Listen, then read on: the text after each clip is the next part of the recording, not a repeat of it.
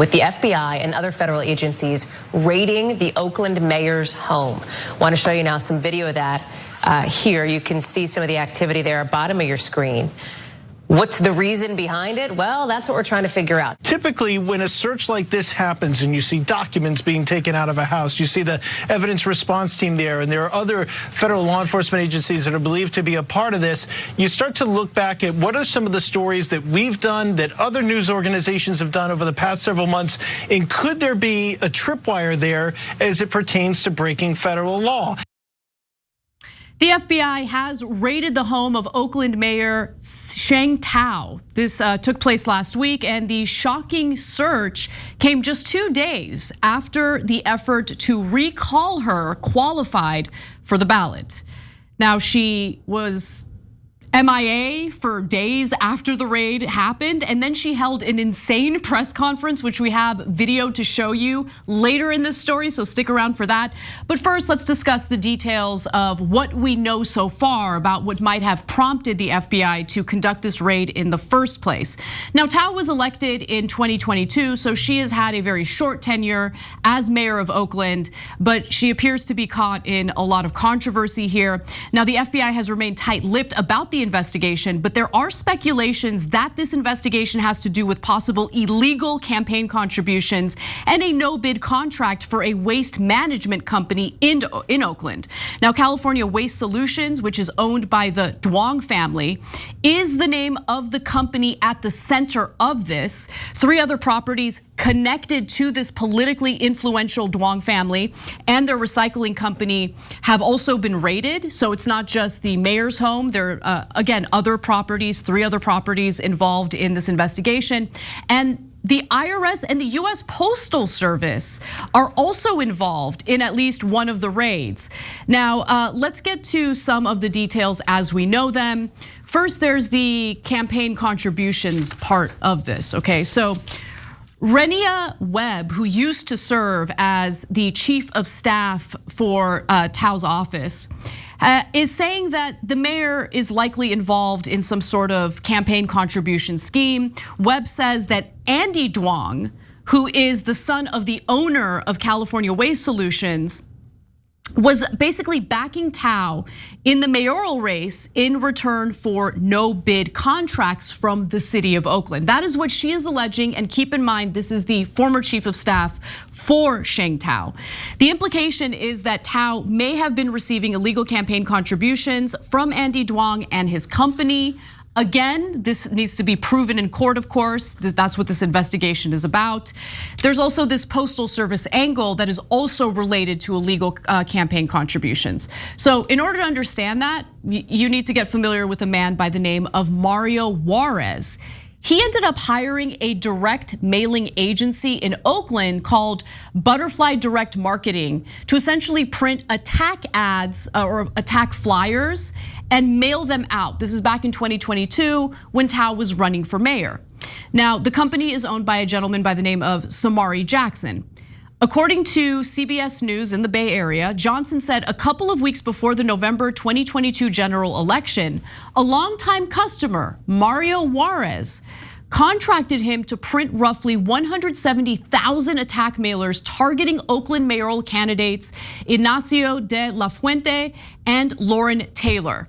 I should note that Lauren Taylor lost by just 700 votes, so it was a very close election. Thanks for watching. Our audience has helped build TYT into the media giant it is today. Together, we can accomplish anything. Support our work and join us at tyt.com/team. Now, Johnson said that Mario Juarez paid him $31,200 for his service and gave him 3 checks to pay the US Postal Service for the postage. After the mailers went out, he said all 3 checks bounced, totaling more than $53,000. Johnson said with interest, Juarez now owes the US government roughly $60,000 because of the money that's owed to the Postal Service due to those bounced checks. So that's where the Postal Service comes in this investigation, okay? Now there's more. Making matters worse, Juarez has an independent expenditure account called California Forward Now, but has not filed the required paperwork to disclose where he's getting his funding from. Now, Cenk, where do you think he might be getting his funding from? Oh, I can't possibly guess. Okay. This is such a complicated mystery. So let's get back to the former chief of staff for Sheng Thao, because she comes in and she discloses some interesting details and interesting things that she witnessed herself when she was serving as chief of staff. So she says, and she told a local CBS affiliate that Andy Duong from California Waste Solutions paid Juarez for those mailers. Okay, she recalled one meeting between Thao, the current mayor of Oakland, Duong, the son of the owner of California Waste Solutions, and Juarez at a restaurant where they were discussing illegal campaign funds. Andy Duong was like, yeah, I need to talk to you about something. And Mario Juarez was like, yeah, I need some more money. That was his exact words. And he and Sheng Thao and Mario went off to the corner right outside of Seabreeze, that's a restaurant, where the Jack London cabin is. And they stood right there and talked maybe for about 15 minutes. I know that they're not supposed to be doing that. During campaigns, the campaign and that independent expenditure account are never supposed to work together. They're supposed to be two separate total entities. So you guys are starting to get the idea of what's going on here, okay? Yeah. Allegedly. Because right now we're basing this off of the former chief of staff's testimony to the local news. Yeah, so guys, part of this story is super clear. The rest of it is interesting and we'll see how it turns out. So Anna's telling you about one portion of the story. Another portion of the story is the Duong family with allegations that they have straw donors. And the straw donors are comical oftentimes. So one of them will donate $700 to one of the candidates that the Duongs are supporting. They look at his bank account, it's got $4 in it. Then all of a sudden, a check from the Duongs come in and it's got $704. And then the $700 goes to the politician. Gee, I wonder what happened. And there are tons and tons of those cases, right? Where they're handing out cash and then that person gives the same exact amount in a check, right, to the candidate. And that's called a straw donor, and it is definitely illegal. And people have gone to jail for it, including Dinesh D'Souza. Exactly, that is what Dinesh D'Souza went to prison for. And by the way, in regard to those straw donors, when it comes to Thao, she ran for the city council prior to running for mayor. So all the way dating back to June of 2018, there's evidence indicating that the Duong family used straw donors in order to fund her campaign. Now, she claims that she has done nothing wrong. I had mentioned that she held a press conference a few days after the raid had taken place. And I think she sounds crazy because she's making herself out to be a victim, very similar to what we've heard from Donald Trump after he was raided for his handling of classified documents. So with that in mind, let's take a look at this first clip. We now have an active recall campaign that is a waste of time and public resources. And I have questions that need to be answered. I want to know what probable cause the FBI has. What evidence have they collected that justifies raiding the home of a sitting mayor without notice and without the courtesy of a conversation? I want to know more about the handful of billionaires from San Francisco and from Piedmont who are hell-bent on running me out of office.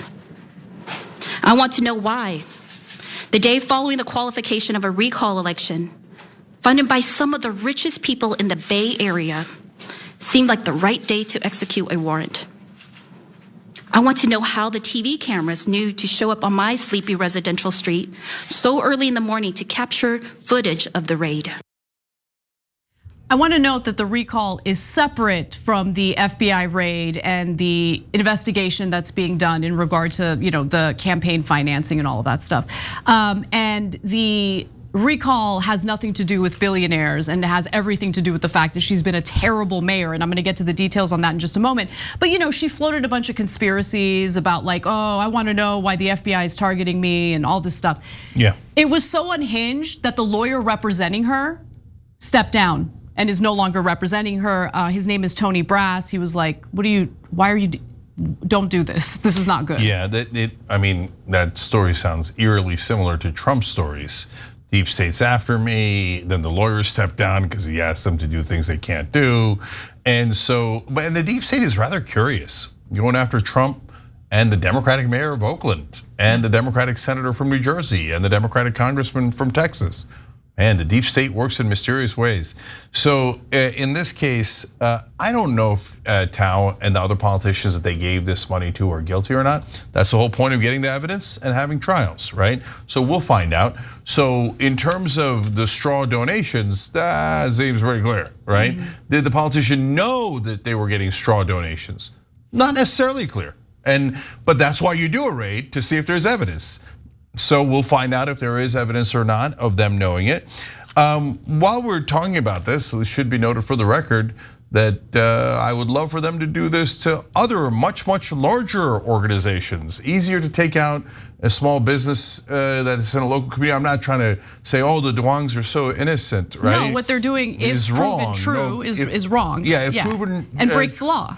If proven in court, there's absolutely no question. They definitely should have done it. No deep state, no nothing. It's totally wrong, no matter who does it, right? We're principled on that, not at all hypocritical.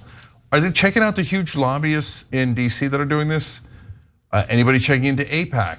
All their donors are legit? Maybe they are, I have no idea. But I know that they're not going to be investigated. And it's not just AIPAC, guys. All the giant donors. You want to know the most common trick of all? Corporations have all of their executives give money to these politicians. And they go, oh, they all just happen to have the same idea at the same time. And then it'll go down to middle management. And the middle management happen to have the same idea. And sometimes they'll even force it on their employees at all levels, and then go, golly gee, this is not because of corporate interests. They all happen to agree ideologically after we sent them memo after memo. So are you gonna do that to the big guys? No, they're too powerful, right? But these folks, it does look like they had it coming. The other thing I'll just note is, she's playing dumb and asking, like, I wanna know what kind of probable cause the FBI, you know. You know.